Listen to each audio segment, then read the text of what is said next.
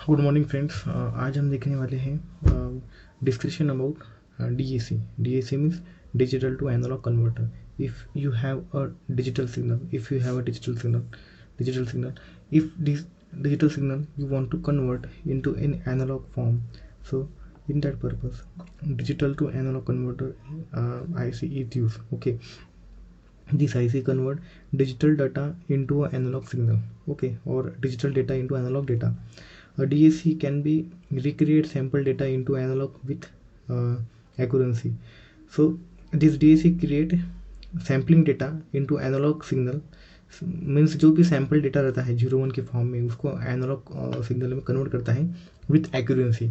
Okay, बाद में इसका है digital signal data may be given to micro processor application specific integrated IC. Okay, ASIC means application specific integrated circuit. So ये जो data रहता है, ये डेटा माइक्रो कंट्रोलर जो आते हैं वो ASIC जो माइक्रो कंट्रोलर आते हैं एप्लीकेशन स्पेसिफिक, जो मतलब जो माइक्रो कंट्रोलर एक स्पेसिफिक एप्लीकेशन ओरिएंटेड बनाए जाते हैं उस माइक्रो कंट्रोलर में ये DAC लगता है। और ये FGPA जो है फील्ड प्रोग्रामिंग गेट अरे, ये VLSI डिज़ाइन का पार्ट है, तो उसमें भी DAC लगता है। But final data need to be convert to an analog signal in order to create with real world. So जो भी रियल वर्ल्ड में जो भी डेटा रहता है उसको एप्लीकेशन करने के लिए हम ये डेटा बेसिकली यूज़ करते हैं। बाद में है the important specification of DAC is it's resolution and defined by number of bits और इज स्टेप साइज। ओके, अब जो भी डेटा हम डिजिटल से एनालॉग में कन्वर्ट कर रहे हैं वो डेटा को रिजोल्यूशन और बिट साइज और स्टेप साइज इसका स्पेसिफिक इम्पोर्टेंस रख के ही हम डेटा को कन्वर्ट करते हैं। Application of DAC are audio amplifier, video encoder, display, electronics, data ecosystem, software, radio, digital potentiometer, data instrument system, PMS, ये जो है ये चीज़ों में इनका एप्लीकेशन होता है। अब हम देखेंगे कि इसका स्पेसिफिक यूज़ कहाँ पे होता है, what are the specific use. Okay, बाद में हम देखेंगे फीचर्स क्या है। 8 बिट पैरेलल डिजिटल इनपुट को डिजिटल आउटपुट में करता है। DAC 8 बिट लेता है सिग्नल। बाद में फास्ट, इसका स्पीड फास्ट है, 150 नैनोसेकंड है। बाद में इसकी एक्यूरेंसी जो है वो ±0.19% रिलेटिव एक्यूरेंसी है, मतलब जो एक्यूरेंसी में ये जो है मतलब रिलेशंस रहता है उसके वो 0.19 है प्लस माइनस। बाद में उसका जो फ्यूल्स की लीडिंग है ±1 LSB है। Non inverting digital input and TTL and CMOS compatible. जो भी डिजिटल इनपुट लेते हैं ट्रांजिस्टर लॉजिक और कॉम्प्लीमेंट्री मेथड सेमीकंडक्टर लॉजिक के थ्रू हम जो भी डिजिटल इनपुट लेता है वो भी सपोर्ट करता है। बाद में इसका जो है स्लीव रेट है ये हाई स्लीव रेट है, और इसका जो करंट है 8 मिली एम्पियर माइक्रोसेकंड पर इसका स्लीव रेट है। तो ये हो गया उसके बारे में हम देखेंगे पिन डायग्राम। अब इसका पिन डायग्राम हम देखेंगे, पिन डायग्राम में स्पेसिफिक क्या दिया हुआ है और कौन सी चीज़ें हम पिन डायग्राम में इंक्लूड करेंगे। बाद में हम यहाँ पे देख सकते हैं कि इसका पिन डिस्क्रिप्शन दिया हुआ है। अब इस पिन डिस्क्रिप्शन के अंदर टोटली इसको 16 पिन है। ओके, 16 पिन है। 1 नंबर पिन 1 2 3 4 5 6 7 8। देखो ये IC का नॉच होता है। नॉच का मीनिंग क्या होता है, नॉच रहता है यहाँ पे ऐसे डॉट आता है IC में, कभी भी देखो आप, इसका मीनिंग ये रहता है कि ये फर्स्ट नंबर की पिन है। तो ये फर्स्ट नंबर के पिन से वेरी हो रहा है 8 तक आ गया। 8 के बाद 9वां यहाँ पे नहीं आएगा, 9वां इधर आएगा। देखो पिन इस डिस्क्रिप्शन में दिया है 9 10 11 12 13 14 15 और 16। तो ये हो गया आपका 16 नंबर, 16 इसकी पिन। इसमें अलग अलग कनेक्शन दिया है, जैसे फर्स्ट नंबर NC है, सेकंड ग्राउंड है, थर्ड VE है। VE का मतलब वो नेगेटिव पावर सप्लाई है, वो जो रहता है वो है। बाद में है IO बार है, मतलब आउटपुट सिग्नल पिन है ये। बाद में जो हमने बोला है डिजिटल इनपुट लेता है, मतलब DAC है ना, डिजिटल टू एनालॉग, मतलब डिजिटल इनपुट कितना रहेगा 8 बिट का। तो 1 2 3 4 5 6 7 8, ये 8 बिट के इतने हो गए अपने इनपुट के हो गए, मतलब डिजिटल से एनालॉग में है ना, तो डिजिटल इनपुट रहेगा। और डिजिटल कितने फॉर्म में रहता है, 8 बिट फॉर्म में रहता है। 16 बिट भी रहता है लेकिन वो उसका थोड़ा अलग स्टडी आता है, हम 8 बिट का देखने वाले हैं। ये हो गया। बाद में वीसीसी रहता है पॉजिटिव पावर सप्लाई। बाद में आता है वी रेफरेंस प्लस मतलब पॉजिटिव रेफरेंस वोल्टेज। बाद में आता है we reference minus negative reference voltage. और उसके बाद में आता है लास्ट कॉम्प मतलब कॉम्पोजिशन कैपेसिटर पिन। तो ये हो गया उसका आईसी का स्पेसिफिक। ये एमएसबी पिन है, ये एलएसबी पिन है।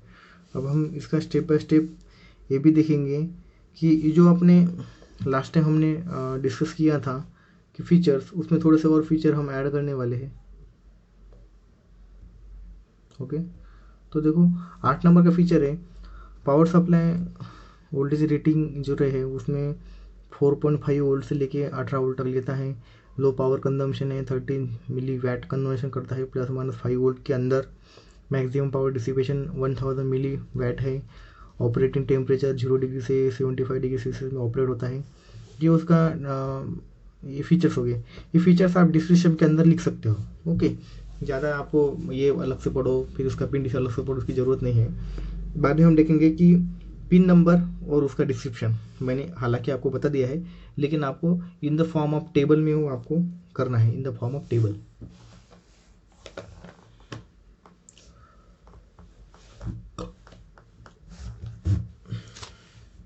देखो यहाँ पे दिया है कि डिस्क्रिप्शन दिया है मतलब 1 नंबर की पिन क्या कर रही है, 2 नंबर की पिन क्या, उसका क्या फंक्शन है, क्या रोल है, 3 नंबर के पिन का फंक्शन क्या है, रोल क्या है, वो सब भी हमने यहाँ पे देखने वाले हैं।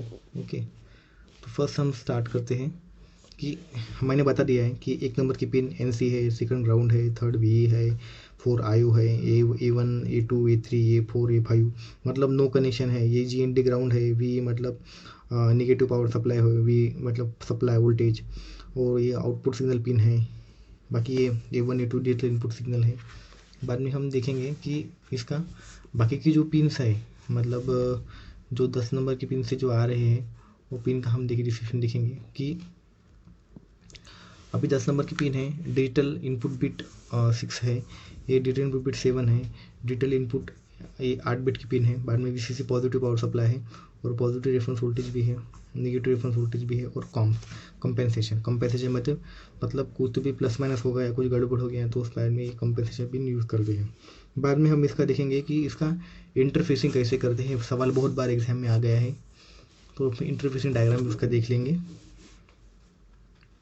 ज़्यादा दिक्कत देने की ज़रूरत नहीं है, मैंने आपको लास्ट लेक्चर में बताया था कि इसका जो रिमेनिंग पार्ट रहता है इस साइड का, इस साइड आप रिमेनिंग पार्ट आप पिछले लेक्चर देखो, वो साइड यहाँ पे दिखा दो, XTL1 XTL2 VCC ये बार वो भी यहाँ पे ड्रॉ कर सकते हो। इन्होंने ड्रॉ नहीं किया है, वो ड्रॉ कर सकते हो आप। ओके, और मैं आपको दिखा देता हूँ। देखो जैसे ये पार्ट हमने ड्रॉ किया था, ये पार्ट भी आप वहाँ पे ड्रॉ कर सकते हो। मतलब ऐसे ज़रूरी नहीं है कि बुक्स ने जैसे किया वैसे कर सकता है, उसके अलग भी थोड़ा सा अपना लॉजिक लगा के आप भी डिज़ाइनिंग कर सकते हैं। ठीक है, ये हो गया आपका माइक्रो कंट्रोलर, ये हो गया नॉच, यहाँ पे नॉच निकालने का। ये पोर्ट का कनेक्शन 0 से 7 बिट तक, ये A1 A2 A3 को कनेक्ट कर देने का है। बाद में भी रेफरेंस को एक रजिस्टर लगाने का R14 ये प्लस वोल्ट देने का है। वी रेफरेंस और ग्राउंड को रजिस्टर मार के ग्राउंड मारने का। बाद में एक ओपैम्प लगाने का है। यहाँ पे उन्होंने पिन कौन सी पिन में लगा रहे वो दिया नहीं उन्होंने, तो ये थोड़ा सर्च करना पड़ेगा कौन सा ये पिन नंबर कौन सी है, एक्चुअली उन्होंने दिया नहीं है। ये आपको होमवर्क है, ये आप सर्च करो, मैं भी थोड़ा सर्च करता हूँ। और देखो हम बुक में ये डायग्राम दिए थे,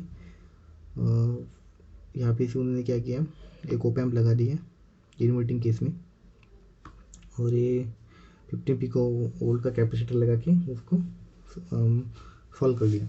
तो ये आपका हो गया कि इंटरफेसिंग कैसे किया है। ठीक है, तो इंटरफेसिंग में आपको ये लिखो कि कौन से सिग्नल्स आ रहे हैं, कौन सिग्नल जा रहे हैं, कौन किसको कनेक्टेड है, फीचर भी लिख सकते हो। ठीक है, और इसमें ये जो है एक फार्मूला है, मतलब आउटपुट वोल्टेज कैलकुलेट करने का फार्मूला है। आउटपुट करंट का फार्मूला मैं दिखा देता हूँ आपको। आउटपुट करंट का फार्मूला ये है A1/A2 A2/4 A3/8 A4/16 ऐसा है। और आउटपुट करंट का जो फॉर्मूला, आउटपुट वोल्टेज का जो फॉर्मूला है, आउटपुट वोल्टेज फॉर्मूला मैं दिखा देता हूँ।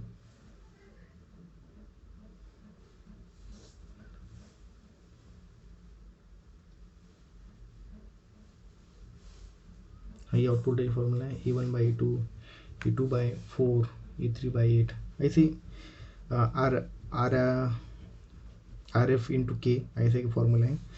तो हम नेक्स्ट टाइम इसकी थोड़ा सा प्रोग्रामिंग पार्ट देखेंगे कि कैसे कैसे प्रोग्रामिंग आ रहे हैं, मतलब इसे प्रोग्राम